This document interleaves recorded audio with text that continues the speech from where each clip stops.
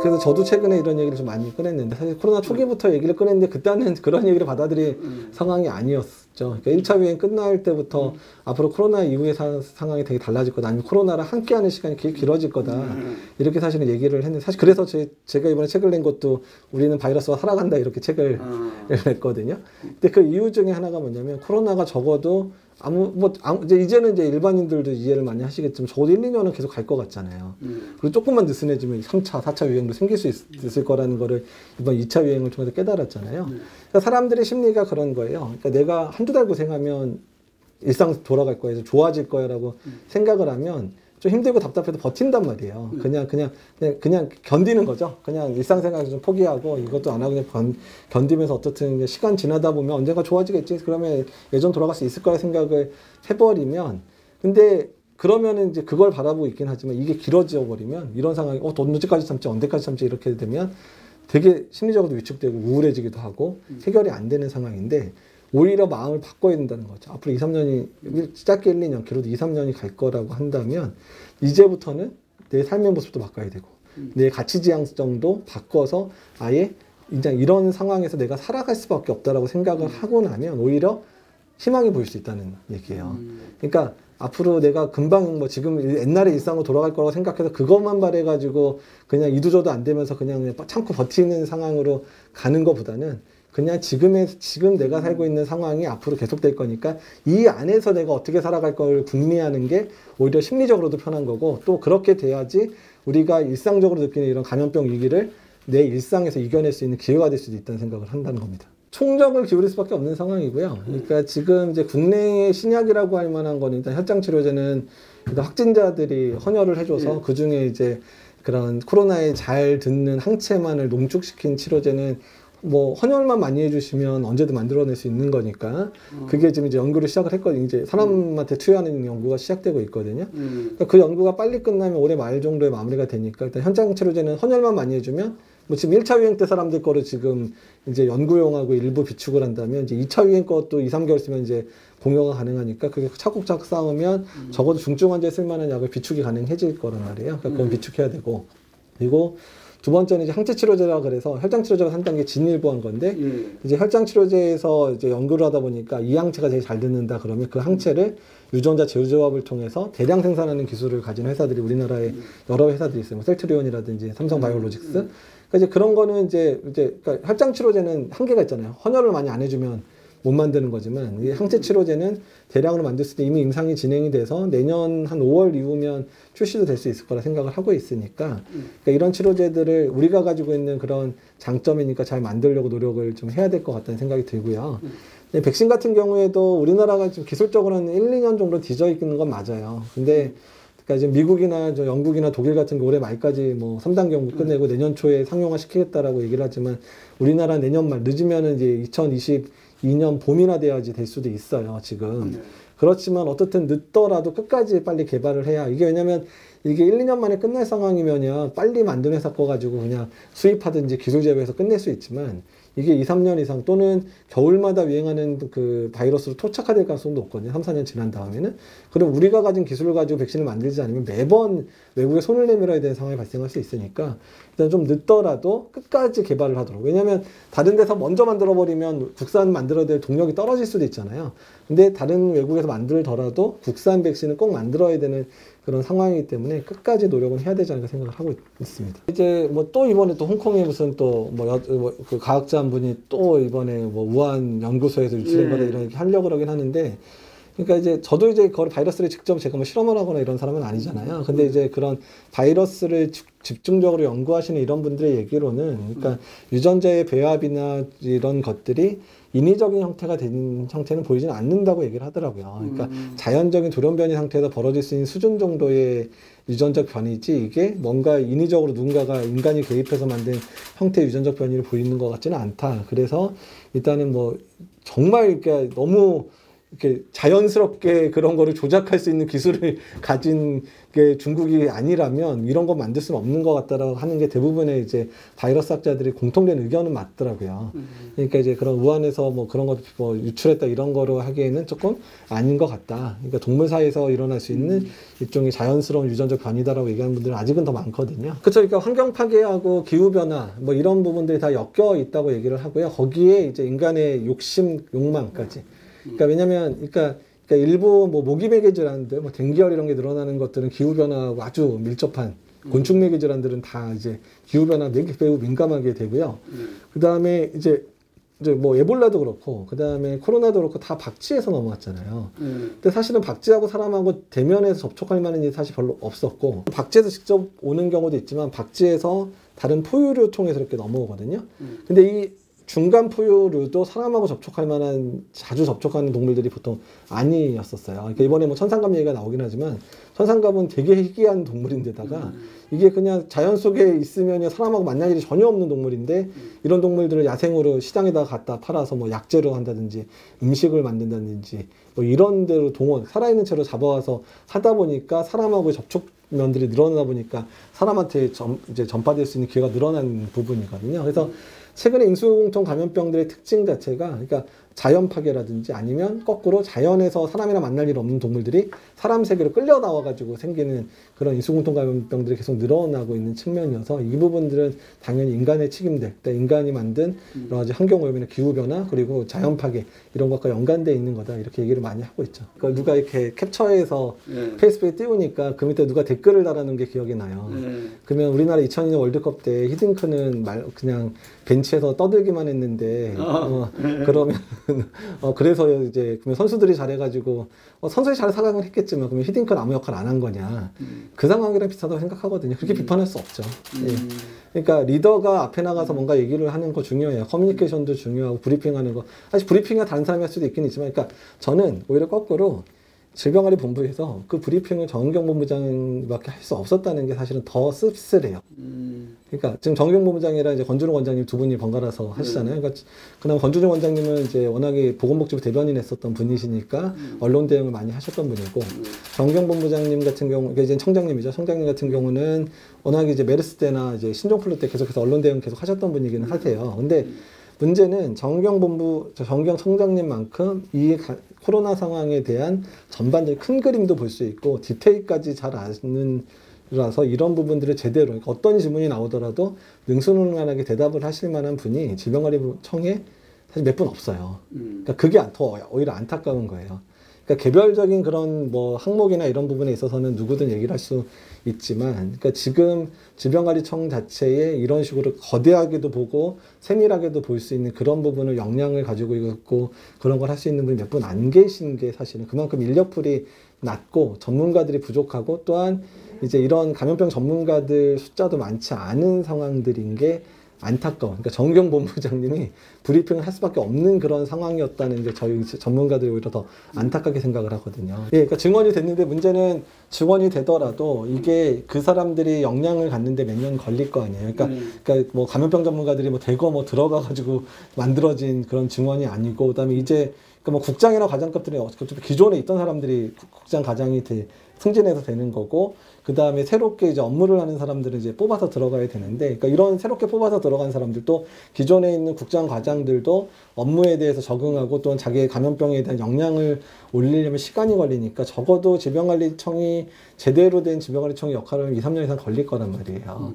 근데 이제 그 상황에 있어서 시니어 그룹들에 해당되는 뭐 본부장, 그러니까 청장님부터 이제 국장급들 중에 감염병 전문가들 정말 손에 꼽거든요, 진짜. 그 사람들이 얼마나 자기 역량을 후배들을 키우는데 잘 해주냐에 따라서 질병관리청의 역량이 정말 부쩍 늘어나는 인원만큼 늘어날 건지, 그냥 근데 이 사람들이 키우다 지쳐버려가지고 이두저도 안 돼버리면 질병관리청의 역량도 크게 확대되지 않을 가능성이 높거든요. 그래서 인력이, 특히 전문 인력 숫자 자체가 너무 극소수라는 게 질병관리청이 확대되고 나서도 한동안에 어떤 부담이 될 수밖에 없다는 거예요. 개방형 공무원 제도라고 해서 이제 많이 생겼는데 이번에 질병관리청은 몇 자리가 안 났어요, 그 자리가. 그래서 제가 원했던 부분의 자리가 안 나서 저는 그냥 일단은 마음 접었습니다. 어쩔 수 없기는 한 것 같아요. 왜냐면 공무원 조직에서 많은 사람들이 공무원으로서 남아있는 주된 이유, 그러니까 공무원으로 힘듦에도 불구하고 공무원으로 끝까지 가는 이유는 그래도 내가 열심히 하면 승진이 되고, 그다음에 내 자리에 누군가가 낙하산 같은 게 떨어지지 않아서 버틸 수 있으니까 하는, 그러니까 어떤 공무원 체계의 안정성 자체가 이런 승진 체계가 영향을 끼치잖아요. 근데 그게 만약에 너무 개방형 직자가 많아져서 외부에서 자꾸 막 들어오면 승진을 앞두고 있는 그런 공무원들 입장에서는 자기 자리가 날아갈 수도 있는 상황이 되니까 상당히 부담스러워 할 거는 같아서, 그러니까 그런 부분에 있어서 외국에서의 개방형직이나 이런 것보다는 훨씬 더 범위가 되게 작더라고요. 우리나라는 그런 포션이. 그러니까 부서마다 그 개방형직이 나올 수 있는 숫자가 아예 정해져 있더라고요. 그러다 보니까 질병관리본부가 이미 개방형직이 이미 나가 있는 자리가 몇 자리 있다 보니까 이번에 개방형직은 아마 국립감염병 연구소장 자리 한 자리인가밖에 안 났을 거예요. 지금 근데 그 자리도 상징적으로 되게 중요한 자리니까. 근데 이제 외국 같은 경우는 모르겠어요. 그러니까 외국은 그러니까 이제 임명직도 상당히 많고, 그러니까 이런 데가 대통령의 권한으로 임명할 수 있는 자리가 뭐 10,000자리가 넘는다고 얘기가 나오잖아요. 그러니까 이제 미국 같은 경우만 해도.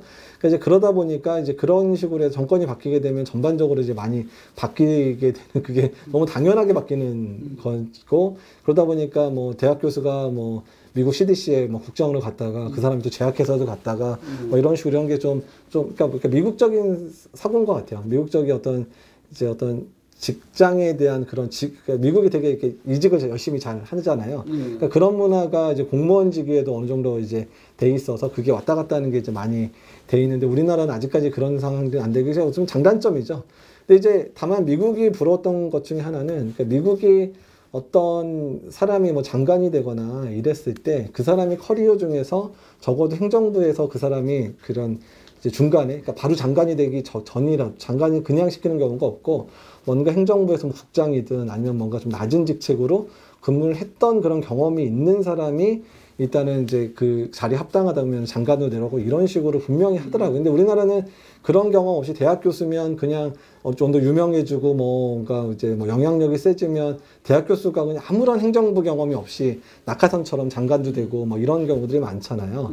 근데 그렇게 됐을 때 가장 큰 문제가 행정부 안에 그런 돌아가는 걸 잘 모르니까 오히려 장관이 장관 역할을 하기도 힘들 때도 있고, 공무원 조직하고 상당히 갈등을 낳기도 하고, 휘어잡지 못, 그러니까 그런 부분들을 잘 이해를 못 해가지고 좀 겉돌다가 이렇게 나가시는 장관들이 꽤 있잖아요. 그렇죠. 그러니까 이제 우리나라도 앞으로 이제 이런 부분들이 성숙해지려면 공무원들도 자기의 적성이 되는 것 중에서 자기의 이제 커리어를 높이기 위해서 뭐 대학이나 이런 데도 갈 수 있고, 대학에서 또 일하다가 또 뭐 정부로 갈 수 있고 이런 형식으로 돼야 되고, 또한 대학에 있거나 이제 학계에 있거나 아니면 연구소 이런 데 있는 분들도 이제 공무원 단위에 들어갔다가 또 거기서 경험 쌓고 또 뭐 다른 직책으로 이런 것들 통해서 그렇게 행정부의 경험이 쌓아진 사람들이 높은 직책에 발령날 수 있는 그런 조직들, 그러니까 어디서든 이렇게 낙하산처럼 이제 교수들이 그냥 좀 유명했다고 내려오는 이런 부분들은 우리나라도 이제 바뀌어야 되지 않을까 생각이 좀 들어요.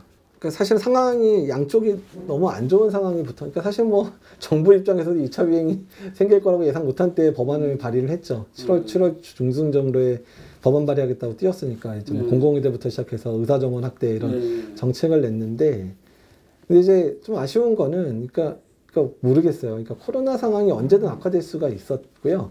그다음에 더 중요한 거는 그 시점이 뭐였냐면 가을철에 우리가 한번 유행 크게 있을 거라고 생각해서 의사협회랑 정부랑 이렇게 막 협의를 해가지고 그 준비를 해야 되는 시기였거든요. 그래서 그 준비 뭐 협의체 만들고 막 해서 이제 준비를 막 해서 가을 준비를 열심히 해야 되는 상황이었는데 갑자기 그 뭐 공공의대라든지 뭐 이런 정책이 확 나오니까 그게 다 올스톱 돼버렸어요. 왜냐면 뭐 어차피 환자는 의사들이 보는 거니까. 그러니까 의사들하고 간호사들, 의료진들이 봐야 되는데, 근데 그거를 준비해야 될 시간에 갑자기 이걸 딱 꺼내버리니까 의사 입장에서는 아니 우리도 지금까지 1차 유행 때 고생 다 했고, 그리고 앞으로 가을철에 그런 유행 생기는 거 막으려고 노력을 하려고 그러는데 우리가 가장 민감한 의사 정원 문제를 들고 나왔다 그러니까 의사 입장에서도 당황할 수밖에 없었고요. 그러니까 정부 입장도 이해는 되는 게 지금 이런 얘기 꺼내지 않으면 여론을 힘입을 수도 없잖아요. 그러니까 공공의료가 중요하고 지금 뭐 의사들 부족해가 힘들었네, 뭐 의료체계, 의료 자원 부족하네 얘기가 막 나오니까 이 여론을 타고 밀어붙이지 않으면 안 될 거라 생각을 한 것 같아요. 그러니까 양쪽의 생각이 정말 딱 상극에 부딪힐 수밖에 없는 상황에 딱 했고, 그래서 막 마찰이 시작되는 시점에 2차 유행이 시작됐잖아요.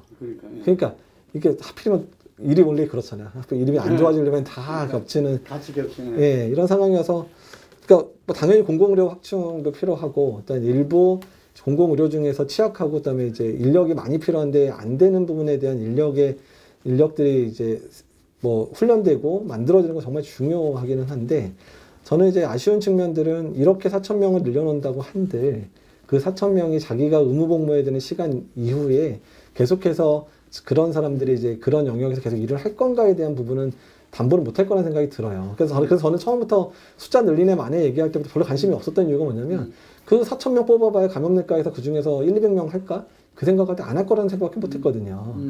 예, 그러니까 그럴 바에는 아예 효과적인 방법들을 좀 신중하게 논의를 해서, 그러니까 너무 설익은 정책이 아니라 의사협회뿐만 아니라 뭐 지금 의사 부족한 데가 감염내과 부족한 것도 아니잖아요. 뭐 중환자역도 부족하고 예방의학 쪽도 부족하고 이러잖아요. 그러니까 그런 감염병 대응 인력 중에 부족한 영역들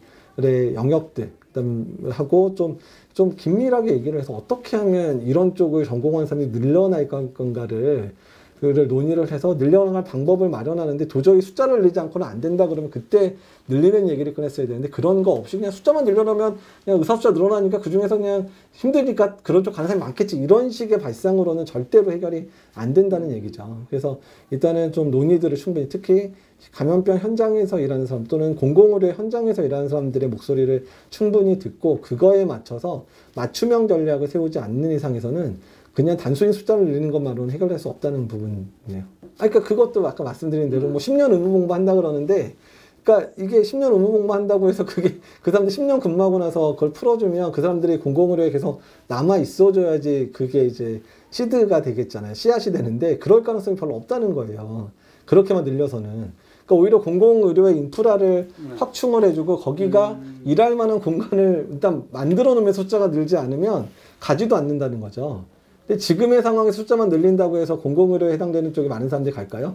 그러니까 지금 공공의료에 계신 분들이 정말 헌신하고 나는 여기에 정말 있어야 된다고 생각해서 가 계신 거고, 감염내과 의사 하는 분이나 예방의학 하는 분들도 그냥 거의 직업병 같은 분들이에요. 그러니까 나는 이런 데가 재밌고 이렇게 하는 게 좋으니까 가 있는 사람들이거든요. 근데 그걸 강제로 밀어놓는다고 가는 자리가 아니라고요. 그러니까 그런 자리에 헌신을 할 생각으로 가더라도 내가 일할 만한 조건이 되고 이러면 가겠죠. 어떤 의사들이라도. 그러니까 이제 그런 여건들이 만들어지면서 뭐 숫자를 늘리든 뭘 하든 간에 이런 부분이 동반되지 않고 쉽지 않다는 얘기예요. 특히 의사들하고도 상의를 안 할 수가 없는 게, 의사들이 왜 거기를 안 가는지를 알아야지.